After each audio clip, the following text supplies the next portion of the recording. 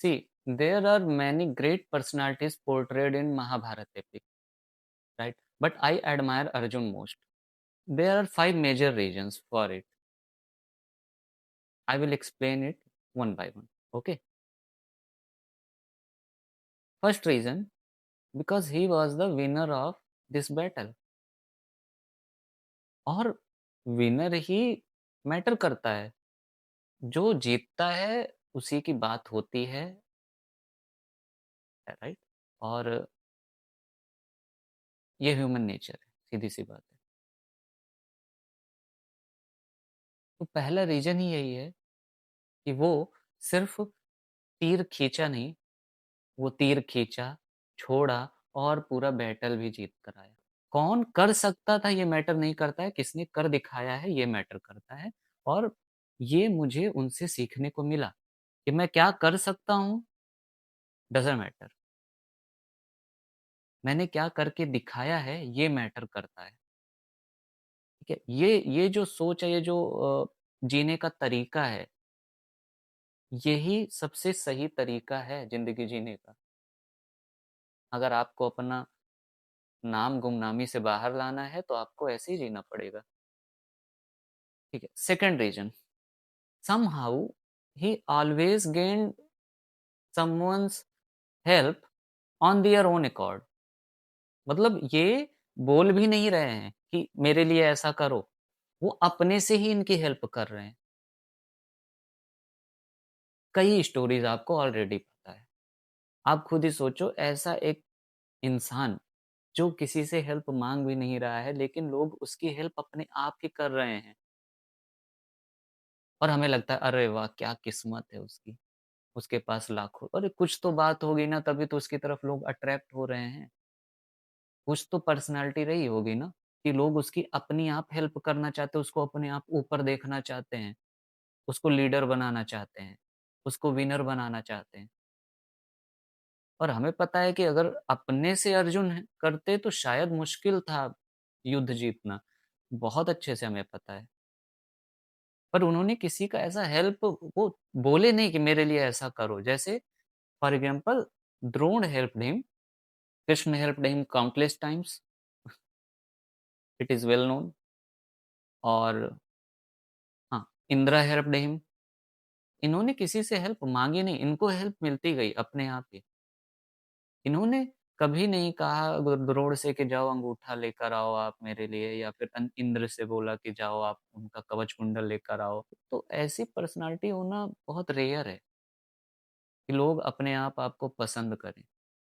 आप कुछ तो बात होगी, ऐसा नहीं है कि बस अर्जुन ही अर्जुन थे, और भी कई वॉरियर्स थे अर्जुन जैसा, उनमें भी वो बहुत ही अच्छे थे, लेकिन उनकी हेल्प क्यों नहीं की ये लोग। Third reason, he has 7 skills which is required to solve any question of this world, any problem का सॉल्यूशन। अगर वो 7 स्किल्स आपके पास में है तो आप सॉल्व कर सकते हैं। वो 7 स्किल्स वेल नोन है, कई और लोगों के पास में थी, बट एक मेजर स्किल थी इनके पास में, यूनिक स्किल थी। उसको हम स्किल बोलते भी नहीं है, एंड दैट इज लक, भाग्य, किस्मत। See, luck is not a reward given by gods to someone. It is a hard earned skill। भाग्य भी उसी का होता है जो उसको डिजर्व करता है, जो उसके लायक होता है। हम कैजुअली बोल देते हैं कि अरे भाई मेरी किस्मत थी, ये हो गया। But you have no idea कि आपने उसके लिए कितना, कभी, मैं ये नहीं कह रहा हूँ कि अभी आपके नोन में वो बात है, आपके, आपको अभी पता है, आपने इस लाइफ में, ठीक है, सेकंड लाइफ, थर्ड लाइफ, ये पुनर्जन्म होता है। और ये साइंस आज हमारा और साइकोलॉजी इसको प्रूव कर चुका है, ठीक है? तो पुनर्जन्म होता है, और कई ऐसे एग्जांपल्स भी हैं जहाँ पर पुनर्जन्म वाली बातें आई कि उनको पुनर्जन्म की बातें याद थी, उन्होंने दूसरा जन्म लिया, 15 साल 18 साल, कई आप केसेस देखोगे। तो शायद आपने अभी नहीं किया हो, वो भाग्य, वो किस्मत, वो चीज़ें अचीव करने में, पर आपने किया है। वो कोई रिवार्ड नहीं है, वो एक स्किल है, ठीक है? तो वो था उनके पास में। ये 7 जो स्किल्स जो होती हैं वो किसी में के भी पास हो सकती हैं और महाभारत में भी कई लोगों के पास में था। जैसे कि अगर मैं बात करूँ चक्रव्यूह को तोड़ने का, तो चक्रव्यूह को तोड़ने का जो तरीका था वो था डिपेंड ही कर रहा था 7 स्किल्स पे। जिसके पास वो 7 स्किल्स है वो चक्रव्यूह पूरा अंदर तक पहुँच सकता था। एग्ज़िट के लिए 8वीं स्किल की ज़रूरत थी, वो था लक, जो अभिमन्यु का नहीं था। अभिमन्यु के पास में क्या-क्या था? और वो अर्जुन के पास में भी ऑब्वियसली था और जिनको चक्रव्यूह तोड़ने का ज्ञान था उनके पास में भी था। अ, पहली जो स्किल होती है और अभी भी वो एप्लीकेबल है, अभी भी वो स्किल्स एप्लीकेबल है। अगर इस मैं थर्ड रीजन को सब रीजन में अगर डिवाइड करूँ तो पहला ही होगा analysis and planning ability, right? Question को पहले समझो, जो प्रॉब्लम है उसको तो कम से कम उसका एनालिसिस तो करो कि वो है क्या? और फिर उसको सॉल्व करने का एक प्लान बनाओ।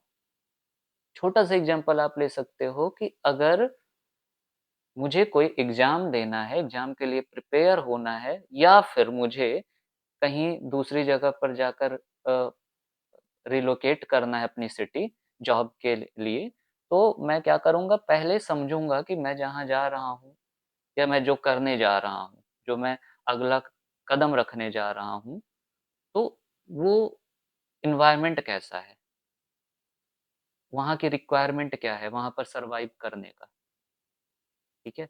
और वो मेरे लिए फ्यूचर के लिए लॉन्ग टर्म है या शॉर्ट टर्म है, उसके बाद में फिर हम प्लानिंग करते हैं कि वहाँ पर जाने पे ऐसा ना हो कि पूरा मेरा रिसोर्स ही खत्म हो जाए और बीच में ही मुझे क्विट करना पड़ जाए।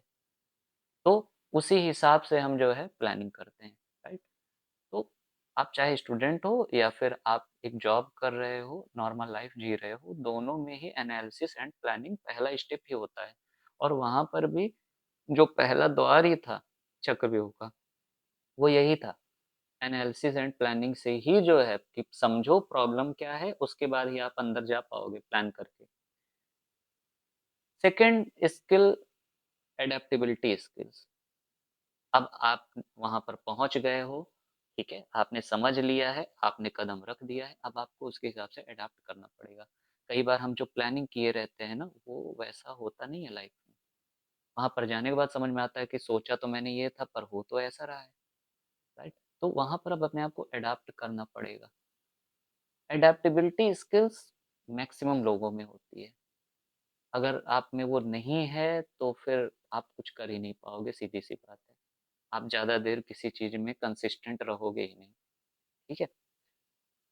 यहाँ पर भी वो जो चक्रव्यूह रचा गया था, अगर महाभारत का एग्ज़ाम्पल लिया जाए, तो उसमें यही था कि पहले पे जाकर कोई युद्ध करेगा, तो वो लोग थोड़ी देर जो द्वार पर रहेंगे, जो वॉरियर्स थे, वो थोड़ी देर युद्ध करेंगे, फिर वो अपने आप से रिट्रीट कर जाएँगे। तो सामने वाले को लगेगा, जो युद्ध करने आया था, जैसे इन लोगों को कि मैंने पहला द्वार पार कर लिया है। पर वो स्ट्रेटजी वही थी। उसके बाद वो अंदर घुसेगा और फिर से वो बाद में रिग्रुप करेंगे और अब उसको 2 लोगों से लड़ना पड़ेगा। एक जो सेकंड डोर पर है और पहले डोर वाला भी आ गया है उससे युद्ध करने के लिए। तो ये जो चक्रव्यूह था ना, ये था ही पूरा अधर्म पर बेस। इसका बेस ही पूरा अधर्म ही था कि इसमें सीधा-सा था कि अधर्म नहीं बोलूँगा, ये वही अधर्म नहीं था, ये एक स्ट्रेटजी ही ऐसी थी कि जहाँ पे पहला द्वार पार करोगे तो फिर आपको 2 से लड़ना पड़ेगा, सेकंड पार करोगे तो अब 3 लोगों से लड़ना पड़ेगा, आप 3 तरह से घिर गए हो और लास्ट में जाने पर आपको ऑब्वियस सी बात है कि भले ही कोई बोले कि दुर्योधन जो है अधर्म को उसने हाथ में लिया और सभी लोग 7 लोग एक साथ मिलकर वार किए उस पर, तो वो था ही उसी तरह बना हुआ भाई, कि बिल्कुल अंदर पहुँचोगे तो आपको सभी 7 के साथों से ही युद्ध करना पड़ेगा। वो बना ही इसीलिए था, घेरने के लिए था। तो वो अधर्म कैसे हो गया? चक्रव्यूह का मतलब ही यही था, आपके अंदर वो स्किल्स होनी चाहिए, ठीक है? तो अब सेकंड स्किल एडैप्टेबिलिटी, एडॉप्ट करना था उनको युद्ध की, अरे अब 2 लोगों से ठीक है मैं एडॉप्ट कर लूँ, मेरी आदत बन जाए कि अब ये करना ही करना है। अब इतना अगर मैं एंटर कर चुका हूँ तो अब क्विट नहीं कर सकता हूँ, पीछे नहीं लौट सकता हूँ, पीछे का रास्ता भी वैसे भी बंद हो गया है। तो वहाँ पर मुझे एडॉप्ट करना पड़ता है, राइट? फिर आता है थर्ड, वो है कम्युनिकेशन एंड कोलैबोरेशन स्किल। यहाँ पर प्रॉब्लम हुई थी किनको? अभिमन्यु को। कम्युनिकेशन एंड कोलैबोरेशन ही नहीं हो पाया थर्ड पे ही, इसीलिए भीम या अन्य जो भी वॉरियर थे, जो उनकी हेल्प करने गए थे, वो लोग उनसे दूर हो गए और ये अकेले पड़ गए। उसके बाद से ये अकेले ही अंदर जाते गए। ये अपना कम्युनिकेशन और इनके अंदर था, अभिमन्यु के अंदर कम्युनिकेशन और कोलैबोरेशन स्किल्स थी। उन्होंने कोशिश किया, पर भीम के अंदर नहीं थी, या फिर अदर जो वॉरियर्स उनके साथ में गए थे, उनके अंदर वो अपना भटक गए। वो कहीं और युद्ध करते-करते चले गए। ये अकेले ही अंदर चलते चले गए। तो और हमें भी पता है आज तो कम्युनिकेशन एंड कोलैबोरेशन स्किल बहुत ज़्यादा ज़रूरी है। आप कहाँ पर आपको कितने लोग पसंद करेंगे, आपके पास कितना वर्क आएगा, वहाँ पर ज़रूरी है कम्युनिकेशन एंड कोलैबोरेशन। आप पढ़ाई भी कर रहे हो तो आपको कम्युनिकेशन आपका अच्छा होना चाहिए, तभी आपको दूसरों से हेल्प मिल पाएगी और आप कोलैबोरेट करोगे तभी वो आपकी हेल्प आगे करेंगे। मान लो वो सामने वाला आपका हेल्प कर दिया, पर आप भी उसके कुछ काम आओगे तभी तो वो फ्यूचर में आपके साथ में जुड़ेगा, ठीक है? तो थर्ड स्किल ही है कम्युनिकेशन एंड कोलैबोरेशन स्किल।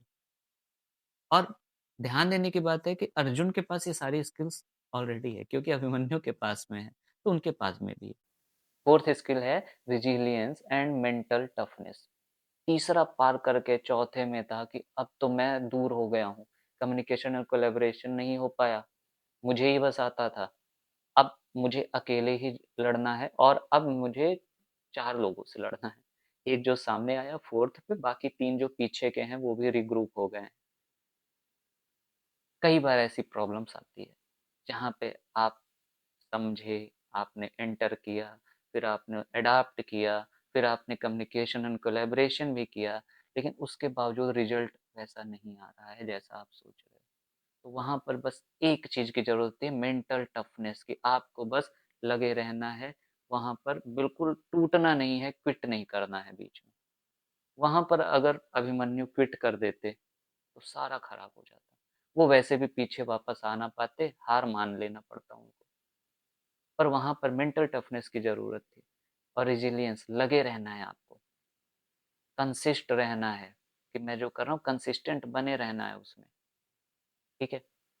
कौन सामने वाला क्या बोल रहा है, क्या टॉर्चर दे रहा है, क्या आपके तरफ प्रॉब्लम्स भेज रहा है, आपको उसको बिल्कुल फेस ही फेस करना, मतलब कोई ऑप्शन है ही नहीं उसके अलावा। देन फिफ्थ स्किल जो उसके बाद में था वो था क्रिएटिविटी एंड इनोवेशन। हमारे पास कई ऐसे प्रॉब्लम्स आते हैं रियल लाइफ में भी कि जहाँ पर जो पहले से नोन सॉल्यूशंस होते हैं वो वहाँ पर वर्क ही नहीं करते। जो हमारे पास फार्मूलाज होते हैं या जो स्ट्रेटजीज होती है वो वहाँ वर्क ही नहीं करती, ऐसा सिचुएशन क्रिएट हो जाता है। तो वहाँ पर आपको आपके अंदर स्किल होनी चाहिए क्रिएटिविटी की और इनोवेशन की। नया आपको कुछ क्रिएट करना है। फिफ्थ, अगर महाभारत की बात किया जाए वहाँ पर कृपाचार्य थे, वो अपने साइंटिफिक अप्रोच के लिए जाने जाते हैं, राइट? उनका विज्ञान से जोड़ा जाता है उन्हें कि बहुत ही गजब की स्किल थी उनके अंदर। तो वो ऐसे प्रॉब्लम्स ही दे रहे थे जो साइंटिफिकली जो है अभी तक वहाँ पर वैसा प्रॉब्लम आया ही नहीं था। तो वहाँ पर अब अभिमन्यु के को फेस करना पड़ा कि तुरंत मुझे सॉल्यूशन क्रिएट करना है और नया सॉल्यूशन। हेल्प मैं पुराने से ही लूँगा जो पहले से हैं, पर मुझे कुछ नया क्रिएट करना ही पड़ेगा, क्रिएटिविटी लानी पड़ेगी अपने अंदर और उसके बाद में मतलब इनोवेट भी करना पड़ेगा कुछ नया। क्रिएट करना है, इनोवेट करना है, क्रिएट करना है, सिंपल सा, ठीक है? उसके बाद में फिर और अंदर जाने के बाद, इतना करने के बाद में फिर आए द्रोण, वो जिन्होंने उनको सिखाया था। तो कई बार आता है कि इतना दूर जाने के बाद में